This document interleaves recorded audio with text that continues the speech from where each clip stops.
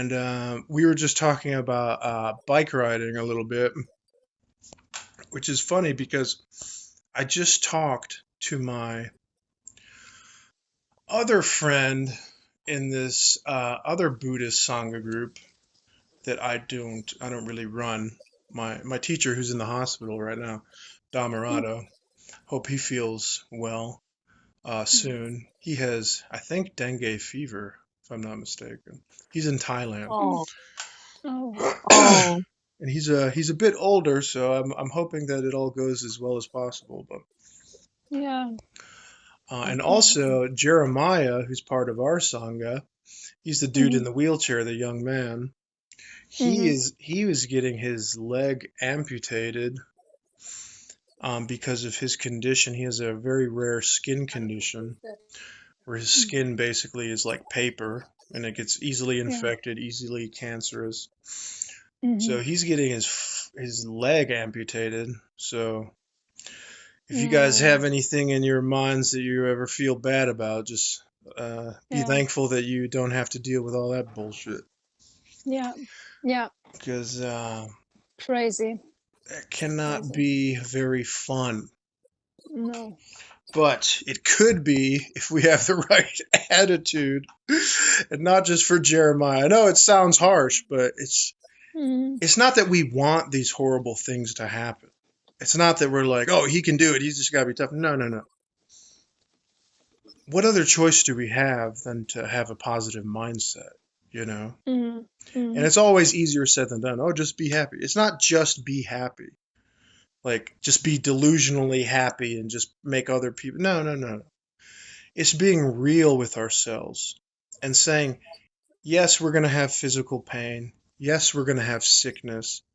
And man, is it going to make us question a lot of things, come to the brink of sanity in a lot of cases. Mhm. But it's not everything. Oftentimes we'll take our thoughts, feelings, and emotions. And this, I like to keep things simple for so we're not just pissing in the wind when we get together. I want actually things to get done for us so we can start being satisfied. It Mhm. comes down to our thoughts, feelings, and emotions.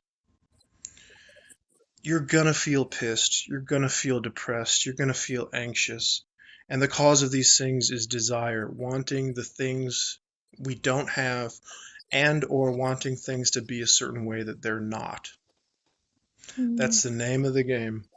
The Buddha said, both formerly and now, I teach one thing and one thing only. Dukkha, Dukkha Nirodha. That's straight from the early Pali Canon. And the early Pali Canon is where the real good stuff is, because that's before the monks got all culty and religious and started writing their own shit in there, like, monks have the greatest, happiest, even better than lay people, and they have no idea what they're talking about. The Buddha didn't even know what a fucking Buddhist monk was. You know, his friends came to him and said, "Hey, we want to shave our heads and make this thing all culty." And he's like, "Yeah, whatever, go do whatever you want. I don't give a fuck." But I think had he seen that it would not just become, because at the time they were the spiritual outcasts, even amongst the spiritual community, not just regular society. Even amongst spiritual community, they were the outcasts. But in modern times, if I come here with prayer beads and dressed like an orange robe monk, you guys are going to be all mystified. Oh, whoa, listen extra carefully now, because we're like have Mhm. this ignorance where we make distinctions between people. He's a doctor. Oh my, he's a doctor. Yeah. She's a lawyer. Oh, she's this, she's that. Mhm. It's so stupid. Yeah. Yeah. We're humans. Yeah. It is. Yeah. It is. Yeah, Yeah. we're humans. And it Mhm. takes a wise person to snap your fingers and wake up.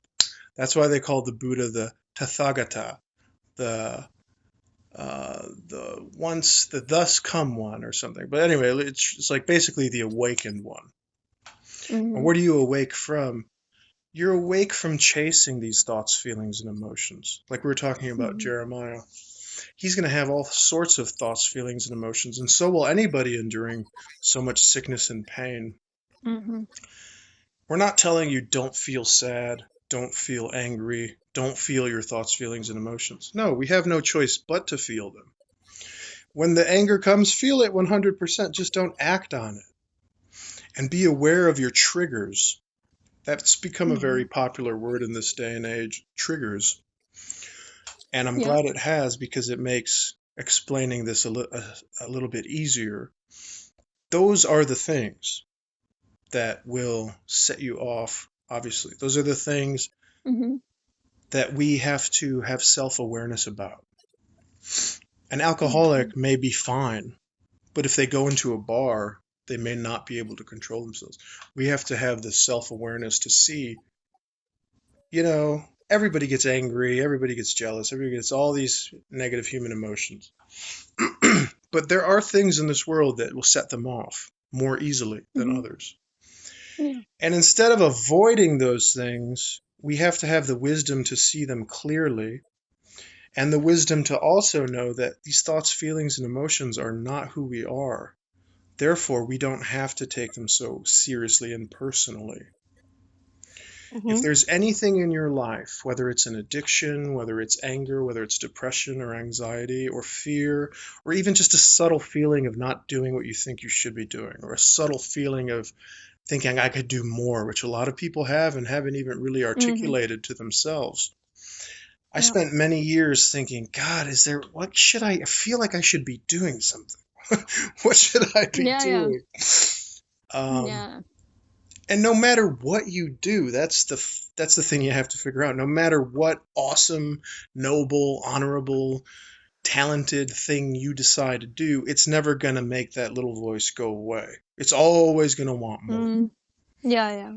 Even if you find something you like, it's going to be like, well, let's do more. Let's get more attention. Let's change it more. Let's do this. And that's fine as long as we don't let it cause dukkha for us, dissatisfaction. Yeah. Yeah. So the triggers are very important. I used to watch my son and I would realize if I was playing a video game on my phone, I would get really into it. And I noticed when he would have a meltdown, I would get extra out of control with my emotions and feeling horrible because Mm-hmm. one day I put two and two together and said, hey man, you're extra pissed because you're playing this stupid game. Mm. Maybe put it down. Or if you must play it, learn to play it in a way where you can completely erase the game and have no quarrel with it whatsoever. If you can do Yeah. that, then your level of dissatisfaction will decrease. And I did. Mm. And it worked wonderfully. And I'm like, huh, On, go ahead. no, only by that thought, only by like realizing that, or Self how does it work? investigation, Like, just observing. mm, If we just took 5 minutes, that's why the Buddha recommended solitude and meditation. Not for the typical reason Westerners think is to get something more than we don't have, but just a place to be quiet where it's easier to focus on self awareness and to come back to the breath. mm-hmm. And as we're coming back to the breath, we get ourselves into a relaxed state, and then it's easier to see life for what it is. And this is not a mystical, hard thing to understand. Our goal is just a cool mind, to chill out, to be relaxed. This enlightenment, this amazing thing that people have made it floating on rainbows and all this stuff, it's not real. But in a sense, it is real because it's so subtle, it's so practical, it's so amazing. That's why the Buddha called it the noble Dhamma, the noble truth.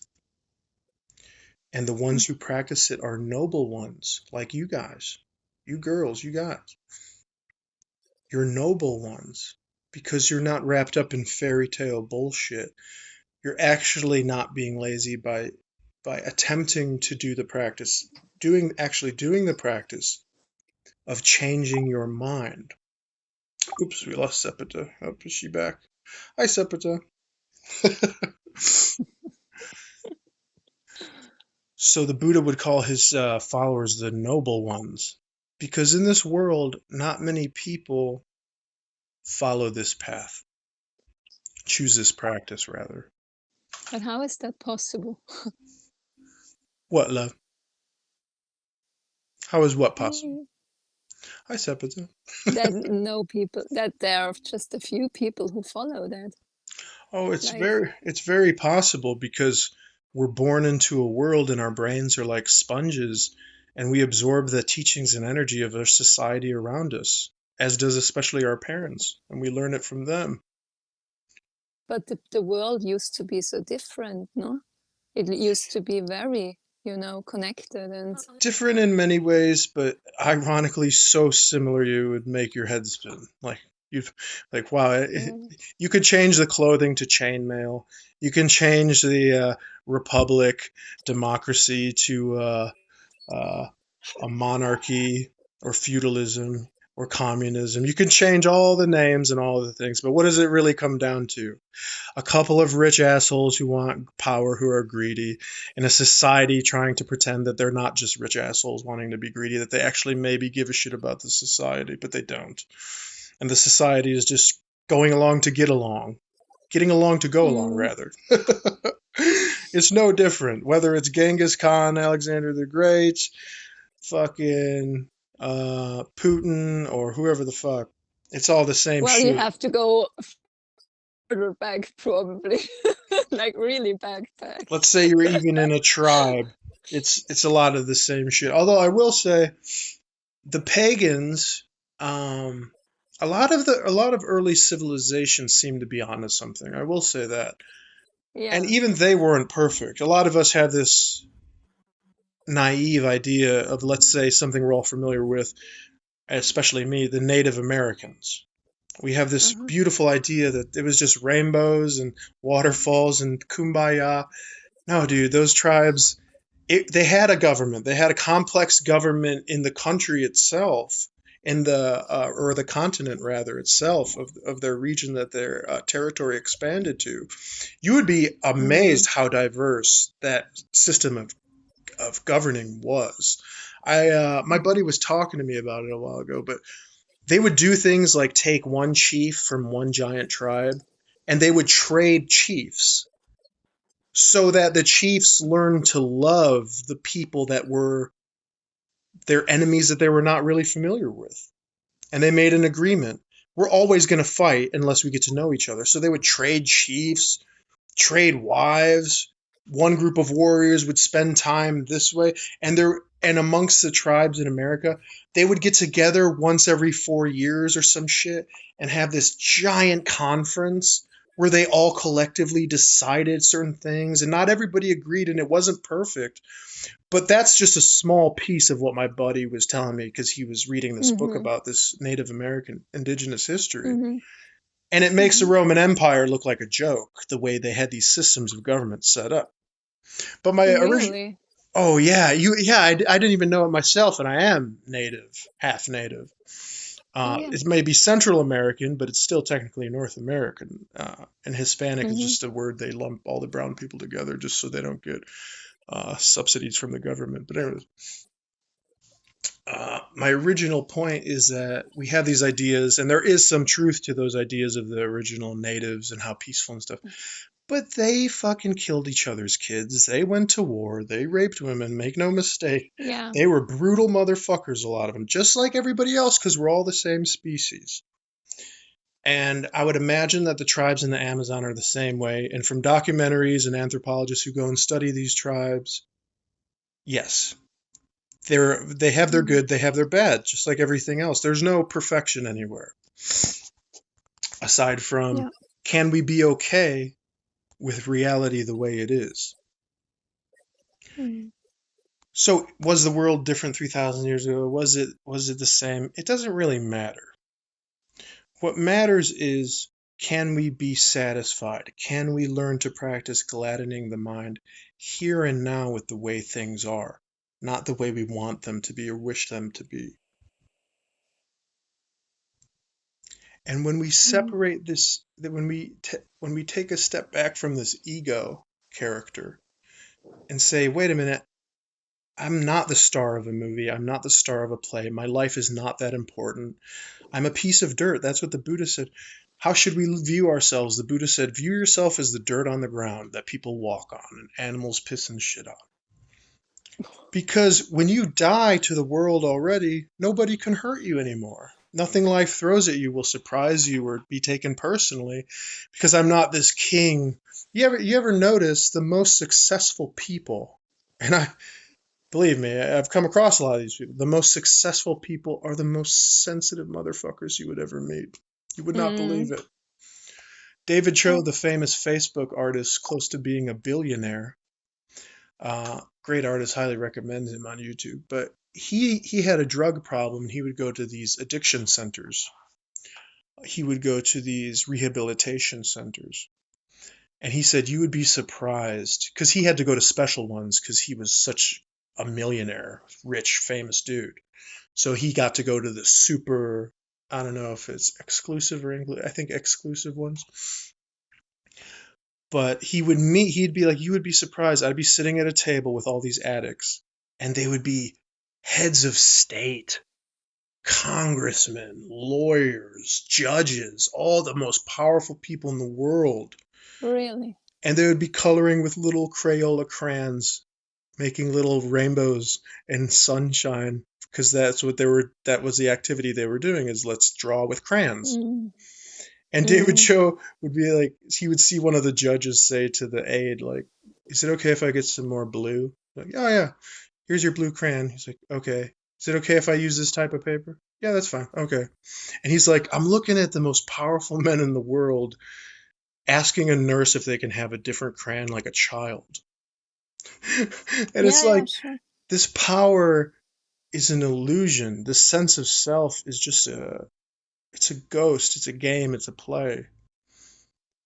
We're Definitely. not that important. And it may sound like a Mm. bummer at first, but the more we realize how like dirt we really are, and quite literally too, because our bodies are nothing but the fire, the water, the air, uh, the whatever the hell Mm. else I'm missing, Yeah, the earth. elements: Yeah, we're just the elements. earth, water, air, Yeah.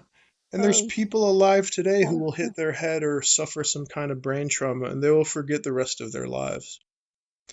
Isn't Mm. that a wake up call, huh? Can you be Mm. okay with not being important at all, that there's not even a memory in your own mind? And we can prove this with people alive today. Is that okay with you? Can you die to the world? A lot of people Mm. can't, and it causes the people a lot of suffering. Mm. But in a sense, it makes life so beautiful, so rare, so unique, so sweet. Mhm. We're all on this sinking Mm. boat together. We don't have to spend time worrying and anxiety. Instead, it can be the very catalyst that frees us from worry, fear, anxiety, hatred, delusion. To meet someone or somebody that really looks at themselves as dead already is quite a pleasure because it humbles us and says, wow, maybe I can do that. That would be nice. To disappear, to be empty, but not empty like there's nothing here, there's just darkness. Emptiness in a miraculous sense, because from what I observe, life is just change. Like the Buddha said, anicca dukkha anatta, impermanence, unsatisfactory by nature, and inherently empty. Yet also there is the miracle that we do exist. And we don't have any of the answers of metaphysics. We may speculate, we may philosophize, but we don't know. But the Buddha, that made him happy because he was like, I'm focusing on the things I do know, on the things I can control. And then this beautiful mystery of existence just wraps it all up in a beautiful package with you saying, I'm okay that I don't have all the answers. I'm comfortable not Mm. knowing. It's okay. It actually makes life really cool to not know, to have a Yeah, and mystery. it makes you, yeah, and it makes you also like that you trust to have it. I think it makes you like have this deep trust inside of you, and you trust that everything will be fine and you are in good hands, and you just let go of, I have to Ah, control everything. No. exactly right. Mm. Yep. You said Mm. it perfectly. It's almost as though we have no choice, and the ones who suffer the Mm. most are the ones under what? The illusion of control. They don't see life as the Buddha Mm. saw, as anicca dukkha anatta, impermanent, dissatisfactory, empty. They see it Yeah. as something they can control. How many people have you met in your life they're cutting their grass. No, it has to be perfect. You get used to saying the phrase "good enough is okay." Good enough is perfect. I I started doing that when my teacher recommended it. It has made my life so much easier. Because I used to be OCD about certain things. I'd clean my pet rat cage downstairs and be like, "Oh, it has to be perfect. It has to be this." I'm like, "But that's a lot of Mm. work. That work doesn't really matter. They're clean. You clean their cage. You can sweep up a little super better tomorrow. Just good enough is okay." And I say, "Yeah." And I get in the habit, the Mhm. sankaras, the good habits. That's what karma is, kama. It's bad habits. You do something bad, and then your mind reflects that bad behavior. You do Yeah. something good, your mind in the future reflects that good, or in the present reflects that good behavior with rewards of Mm. peace, because you're not contemplating, man, I shouldn't have smacked that person in the face for no reason. You're not going through that karma because you created none. You have none. Even the person who did smack that person in the face, they don't have any, but their actions make them believe that they have some because they're so involved with the story that they tell themselves and the person that they see themselves to be. They think themselves to be real, and therein lies Mhm. the source of all their suffering, because only a human being can want what they don't have. And not just human being, only an ego or a soul, Yeah. the Buddha would call it, but really he meant ego. Only an ego can want something that they don't have. Only an ego can want things to be different than the way they are. Ajahn Chah used to say, Mhm. no mind, no problem. No ego, no problem. Yes. Yeah. You know, if you were babysitting a child, for example, who's a child you wouldn't want to babysit? A kid who's spoiled, right? A kid who, no matter how many times you tell him no, just keeps asking you. A kid who is disrespectful. Mm. A kid who is. But what if you babysat a kid who just couldn't be happier just reading a book in their lap and didn't want anything from you, maybe a glass of water here and there, and they were happy as a fucking clam? That's a very good example to remind yourselves of mental illness. It's a very interesting Mm. thing. The most mentally sound person is the Buddha. Let's say somebody like that. Society is like in the middle. And then we have, well, some could argue it's extreme mental illness, but let's, for the sake of saying, society is in the middle. And then extreme schizophrenics and stuff are on the very end of the spectrum. Now, what can we learn from observing these three things? Well, if the Buddha had a thought, feeling, emotion, he didn't take it personally or seriously. He had a disconnection to it. He wasn't obsessed with a story. He wasn't obsessed with an ego. Society, we can see that's not the case. It goes up, right? They are obsessed with their Mm. history. They are obsessed with pride, national Yeah. pride. They're obsessed with being the good Mm. guy, right? America, it's never done anything wrong, right? Fucking, you go to the war monuments in America, it's, oh, we're so perfect. And all this, like, okay. Just 2 seconds of research will tell Well, you otherwise. every nation is perfect, Every right? nation. Yeah. And that's true. That's the same. It's not just America. It's the same for most nations. Yeah. Every nation is the best. So what is the delusional schizophrenic? How does he view the world? When he has a thought or she has a thought, feeling, emotion, not only do they think they're concrete real, they won't let themselves see it as anything but concrete real. So much so that they're visually seeing these things. They can't tell the difference even between imagination and reality. Mm. And they suffer the most.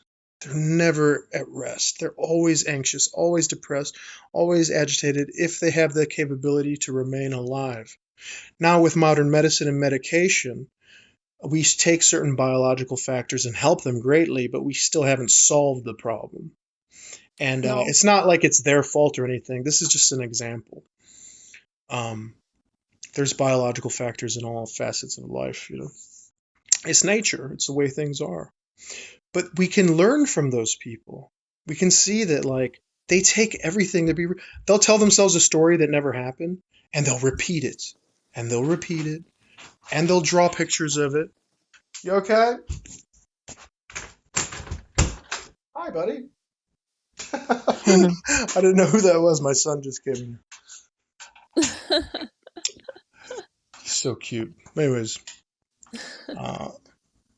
he's okay. My wife's watching.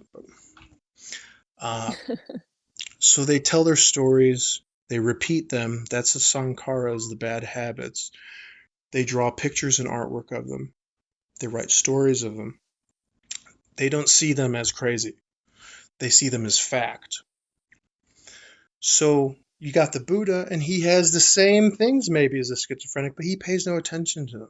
He sees that he has the wisdom to see them for what they are, which is just an illusion and nothing more. And the emphasis on the breath brings us away from these illusions to the present moment. And when we don't take our thoughts, feelings, emotions so personally, when we learn that there's certain triggers, and we can say, oh, I'm triggered by that because of what, of course, what the Buddha said, desire.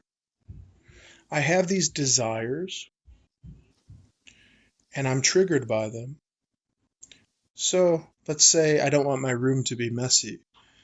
If my child puts something on my room, it triggers me. Oh, I don't want my room to be messy. So I can still teach him the best I can not to be messy. But also at some point, I have to make a decision to let go and say, he's going to make a mess. It's going to happen, no matter what I do or say. Can I be okay with that? And you'll become a better teacher to your child because you've already accepted any consequence that life has to throw at you. I don't want the room to be dirty. I don't want him to do it, but that's the reality. And I can get angry, but that's not wise. That's not compassionate. It will only make things worse. It'll only bring about dukkha for myself and him.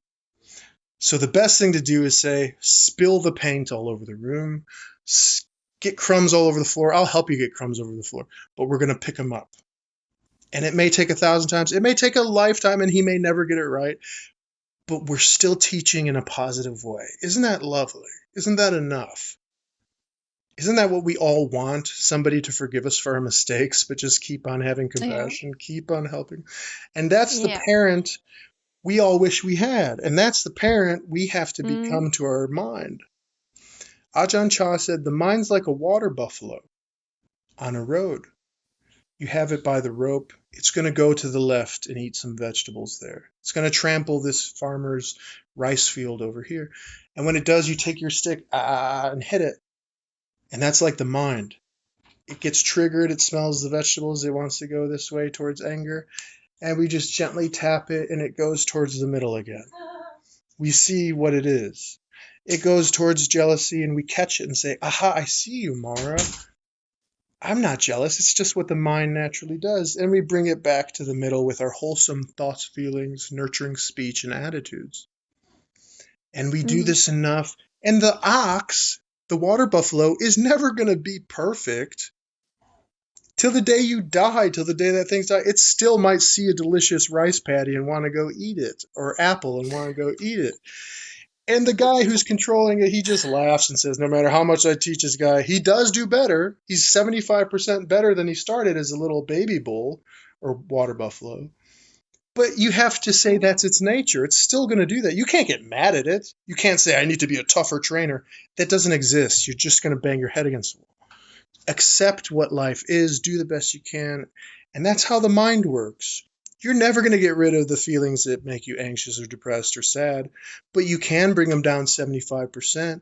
And when these baby dukkhas arise in your garden, it's just the weeds that naturally grow, and we pluck them out accordingly and don't take it personally or seriously. So what do you guys think? You guys got any questions or anything?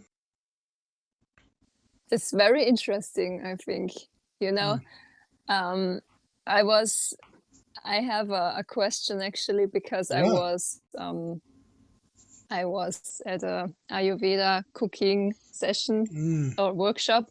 Yes. And it was very interesting because very popular, the woman. Yeah, it's very popular.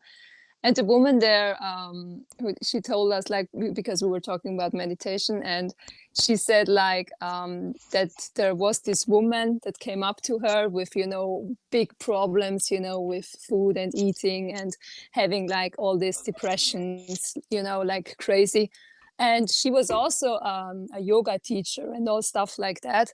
And she was asking her like, how much do you meditate? And she was like, yeah, in the morning she's meditating 3 hours, and at night she's meditating 3 hours. And she was like, my cooking teacher was like, don't do that, it's not good to meditate like that much. You can only get problems. And I was thinking like, why would you get depressed from meditating? I mean, something must be wrong, right? Something else. Oh, Or I yeah. don't know. She just needs a It proper. felt weird. It felt weird to me, how can it be a problem how can you get sick? Or, is there a too much meditating? There is too much meditating. Oh, yeah. Everything in life is a tool. Water is delicious and good and the giver of life, but you literally can die from water, drinking too much water and not using the restroom enough. It's happened on radio shows and competitions. Salt is another example. Too much salt, you can die. That's why we can't drink salt water from the ocean. A little bit of the salt water from the ocean can season your food. Too much can kill you. And that's the Buddha's middle way with everything, is balance, If it's not working, change it. Beautiful Thich Nhat Hanh used to say, if your walking meditation is driving you crazy and making you miserable, try sitting meditation. Try smoking meditation. Try doing anything else but the one that's making you miserable. It seems like common sense. The one that's making you miserable? What? Yeah. Like, if I'm not saying that everything's a tool, right? Everything is one tool that a carpenter may like to build a house, may be his favorite tool, but it may be the worst tool to another carpenter. It's not the tool's fault. It's our perception, it's our clinging, and it may just be the biological way things are in our brains. We're just designed not to prefer certain things. So I tell you walking meditation, it might be the miracle for you, but somebody else walking meditation might really not be the thing. They might prefer sitting meditation or sports or reading or talking or a therapist, a Western therapist, That's another good point too. We can't cling to our ideas of this is what we do it, this is how we do it for every single person. It's not the method. What we're teaching is gladdening the mind here and now. So no matter what tool we're using, can you be okay with it? It might not be our favorite tool. Can we learn to be okay with it? There's all different causes for people's dissatisfaction, but the main cause is wanting things to be different than they are. You might sit down in meditation and be fine, but that girl you gave the example of, she might sit down in meditation and it just might be a nightmare for her. Because why? She wants something that she can't have in that situation. And maybe sitting meditation is a trigger that is setting it off. I don't know. I'd have to talk to her to dig more deeply into what's going on in that case. Yeah, of course. My question was just, how is that, something must be wrong, if I, like you said, there must be an attachment to something. Like in Western, like everyone wants to meditate, like for the most example is like for 20 minutes, which is, an illusion. Why 20 minutes? And it's the same, why I have to sit 3 hours? Why do I give myself this command that I have to sit that long and to do it, do it that long? That's not what the Buddha taught. Was sati. He didn't even know what meditation was. He called it sati. And sati was part of the Noble Eightfold Path. And sati means, the literal translation from the Pali is to remember. To remember to look and change. If there's something that's causing dissatisfaction, to look at it and change it. So a lot of people who are teaching meditation, they don't even really know what it is. They're telling their students, sit for this time, sit for that time. Yeah. Sure, let them in. And a lot of people, the Westerners, they'll sit down to meditate and they want to get something from it. They're not sitting down to relax and to enjoy things as they are. And that's what we should be Yeah. practicing. They're sitting down Mhm. and still what? Desiring a change of perception. Desiring certain things to be different. Mhm. But when we're sitting down to meditate, Westerners have turned it into this very formal, oh, I'm the best student, I'm the best, I could follow the rules the best, I'm the best, most enlightened. And the emphasis on sitting from the Buddha's time was just the way they sat in India, in Nepal. It's just the way, which is the time is India, I don't know what the fuck Nepal is now, but in Asia, they just were comfortable sitting in a cross-legged position. And the reason he would emphasize keeping your back straight is so you can be comfortable. But also, he laid down. There's many depictions of the Buddha all over the world, giant statues in Afghanistan of him laying down. And there's many different postures, and there's walking meditation. And the Buddha would always emphasize too, this is not a sitting down 10 minutes and we're good. This is a lifestyle. This is something that we're doing in a balanced way throughout our life. Not something, oh, I meditated today, I did 10 minutes. Like, what? That doesn't even make sense to me. It would just be better, like, if you told me, oh, I had a lovely sit in the park for 10 minutes. That makes more sense. Okay. But saying, I meditated in the park, it's like, what does that mean? What are you talking about? It's the same with, for me, practicing the drums. I was always excuse me, but I was always so stupid at being like, yeah, I have to practice 3 or 4 hours, or I have to, and when I'm looking back, I'm like, why did I put all this stress on me? And it just became stressful. And I'm not lying, I had times where I was getting crazy, really, like you were talking about a trigger. That was really a trigger for me when I was 10 minutes late for my practice time. I was getting crazy. Only because I was 10 minutes late. I was like, I lost 10 minutes. Stuff like that, you are really getting totally crazy in a way, Instead of just having fun and not taking it too seriously, which and just probably enjoying. would produce the best music. Exactly. To be relaxed. Yeah, but I had to learn that, I had really to learn it. But that's what I learned from school, from university and everything, that's what they teach me, they were like that. They were like, if you can't, make your job, you're not good enough. If you don't practice these 5-6 hours every day, you are not good enough. And what does that remind you of? That reminds me of the same way people have adopted that mentality and brought it into the Dhamma, into what they call the Dhamma, Buddhism. Right? They said, we got to do it this time. I got to be the best abbot at the monastery. I got to be the best, most enlightened person. When the Buddha was saying, enlightenment is just somebody with a relaxed mind. It's not a metaphysical, spiritual, it's a relaxed mind. And we're all Buddhas. We're all enlightened already. We just don't see it because of our delusions, because of our avidya, ignorance. So we see our mind as real, so therefore we run after it and have all these desires that cause it. And to have wisdom is to come back to the breath and say, everything's okay right now. Even if a tiger is attacking us, we're not going to be thinking meditation, everything's okay right now. No, our biology will kick in and we'll run or fight. And we don't even have to think of it. It's automatic. Try not running from a tiger. Good luck. Your body takes over. So in that case, you still don't even really have any problems because you'll either survive or you won't. And you won't even be thinking. Your body will take over control from your mind. Yeah. And so that tells us we always can be satisfied, because when we come back to the breath, there's nothing going on.